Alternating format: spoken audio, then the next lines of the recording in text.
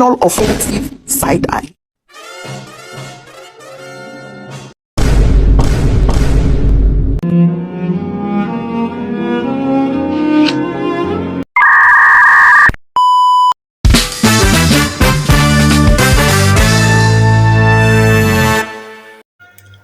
Hai, perkenalkan nama aku Calvi Rizky Nurjana. Aku mahasiswa Prodi Ilmu Kelautan dengan NIM 2503031009. Di sini saya akan mempresentasikan tentang kemiskinan masyarakat pesisir.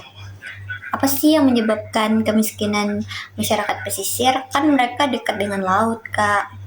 Yuk aku jelasin. Kemiskinan masyarakat pesisir umumnya disebabkan oleh ketergantungan musim, penggunaan alat tangkap tradisional, serta keterbatasan akses terhadap permodalan dan pasar. Hal ini diperparah oleh kerusakan ekosistem laut, jeratan utang yang terkulak, dan rendahnya tingkat pendidikan di pesisir. Faktor utama yang memicu kondisi ini meliputi ada musim dan cuaca, hasil tangkapan sangat fluktuatif dan menurun drastis secara buruk, yang membuat nelayan tidak memiliki pendapatan tetap. Terus ada keterbatasan teknologi, penggunaan perahu kecil dan alat tangkap sederhana membatasi jangkauan operasional dan jumlah tangkap dibanding nelayan bermodal besar.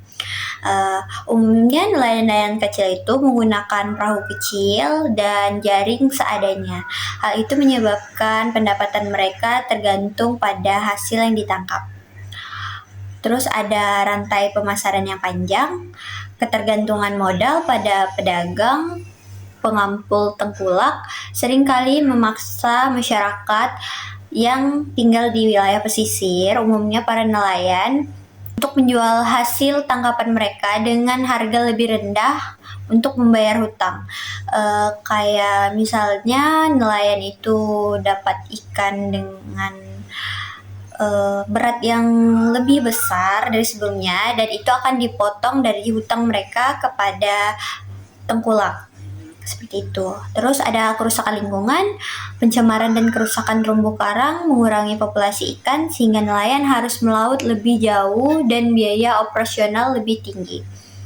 Terus ada akses nelayan dasar, kayak keterbatasan fasilitas pendidikan dan kesehatan menghambat peningkatan kualitas sumber daya manusia atau SDM untuk beralih ke sektor ekonomi lain. Masyarakat di pesisir jarang ada yang bersekolah sampai tinggi, dan itu yang membuat mereka jadi lebih mudah terpedaya. Kita akan masuk ke penyebab kemiskinannya. Kemiskinan secara umum disebabkan oleh dua faktor utama, yaitu faktor struktural atau kelemahan sistem dan kebijakan, dan ada faktor kultural, sikap hidup atau budaya masyarakat yang ada di tempat tersebut. Badan Pusat Statistik (BPS) juga mencatat bahwa garis kemiskinan sangat dipengaruhi oleh tingginya akumulasi pengeluaran rumah tangga untuk komoditas tertentu seperti beras dan rokok dibanding dengan pendapatan yang mereka miliki. Ada faktor struktural atau sistem dan akses. Faktor ini terjadi keterbatasan akses disediakan oleh tataan nasional ekonomi maupun kebijakan pemerintah. Adapun yang mencakupnya adanya rendahnya kualitas pendidikan, atau ketidakadaan lapangan kerja, keterbatasan modal dan teknologi, ketimpangan distribusi dan aset. Ketimpangan distribusi dan aset itu adalah kepemilikan lahan atau faktor produksi hanya berpusat pada kelompok yang bermodal besar. Terus ada faktor kultural, perilaku dan budaya. Ada pola konsumsi kurang tepat. Data BPS per Maret 2025 mengonfirmasi pengeluaran untuk rokok filter menempati posisi kedua terbesar penyumbang garis kemiskinan, sekitar 10,72% di kota dan 9,99% di desa setelah beras. Alokasi dana ini menggeser pemenuhan gizi, ekstensi, dan tabungan keluarga. Terus ada pasrah pada nasib, adanya melintas yang enggan berinovasi dan merasa cukup dengan kondisi seadanya tanpa ada usaha perbaikan ekonomi. Terus ada faktor kurangnya literasi uang, kebiasaan berhutang untuk kebutuhan konsumtif ketimbang produktif sering membuat perputaran uang rumah tangga tidak efektif. Seperti kalau sekarang kan ada pinjol dan layanan-layanan lainnya. Yang ketiga ada faktor lingkungan geografis, kondisi eksternal yang di luar kendali langsung masyarakat, atau ada isolasi geografis, daerah terpencil yang minim infrastruktur jalan, listrik, internet, membuat biaya hidup lebih mahal dan menyulitkan distribusi hasil bumi. Seperti di tempat-tempat terkecil, gas itu masih mahal dan masih banyak jalan yang belum diperbaiki.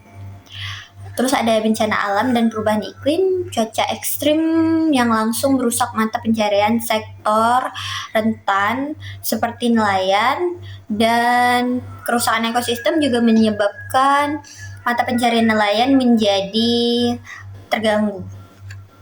Kita akan masuk ke infrastruktur dan ketidakstabilan pendapat. Infrastruktur yang terbatas menghambat akses pasar, distribusi hasil tangkapan, dan ketidakstabilan pendapatan akibat musim tangkapan ikan. Ikan yang musim kadang hanya ada sedikit nelayan yang bisa mencangkupnya karena keterbatasan jaring dan kapal. Dan fluktuasi harga membuat nelayan sulit merencanakan kebutuhan hidup. Harga yang terbilang terjangkau lebih rendah jika mereka langsung beli di nelayan sekitar. Terus ada dampak kemiskinannya. Dampak kemiskinannya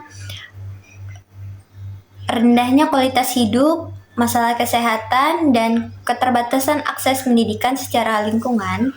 Tekanan ekonomi mendorong eksploitasi sumber daya yang berlebihan dan kerusakan habitat pesisir seperti terumbu karang dan mangrove. Kita akan masuk ke solusi dan rekomendasi. Solusi dan rekomendasi untuk mengatasi kemiskinan serta meningkatkan kesejahteraan masyarakat pesisir bertumpu pada modernisasi fasilitas perikanan, diversifikasi ekonomi, perlindungan sosial, dan literasi keuangan.